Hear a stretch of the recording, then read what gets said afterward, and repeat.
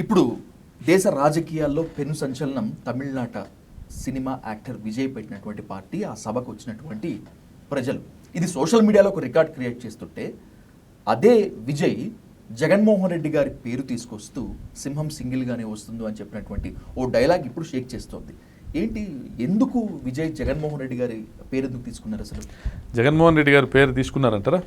నాకు తెలిసి తీసుకున్నారు. ఓకే, అంటే జగన్మోహన్ రెడ్డి గారు కష్టమో నష్టమో రాజన్న పాలనను తీసుకొని రావాలనేసి ఆయన పార్టీ పెట్టారు. ఆయన సోనియా గాంధీ గారు, చంద్రబాబు నాయుడు గారు అందరూ కలిసి ఆయన మీద కేసులు పెట్టినా కూడా జైలుకు పోవడానికి సిద్ధపడ్డారు తప్ప లొంగడానికి సిద్ధపడలేదు.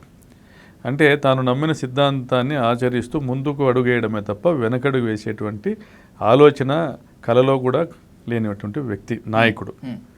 సో ఆయన పడ్డ కష్టం ప్రజలు గుర్తించారు.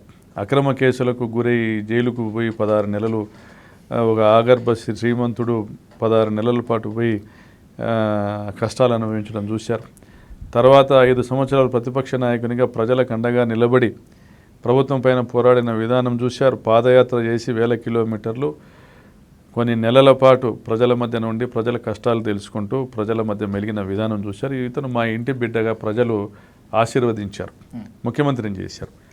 తర్వాత ఆ రుణం తీర్చుకునే క్రమంలో జగన్ గారు పాదయాత్రలో ఇచ్చిన హామీలలో మెజారిటీ, మేనిఫెస్టోలో దాదాపుగా 99% హామీలన్నీ అమలు చేశారు, ప్రజలకు మంచి చేశారు. తర్వాత గెలుపోవటంలో సర్వసాధారణం ఓడిపోయి ఉండొచ్చు, కానీ జగన్మోహన్ రెడ్డి గారు దేశ రాజకీయ చిత్రపటంలో నిలిచిపోయారు. సో అటువంటి గెలుపు కావాలా, అటువంటి రాజకీయ జీవితం కావాలని ఎవరైనా కోరుకుంటారు.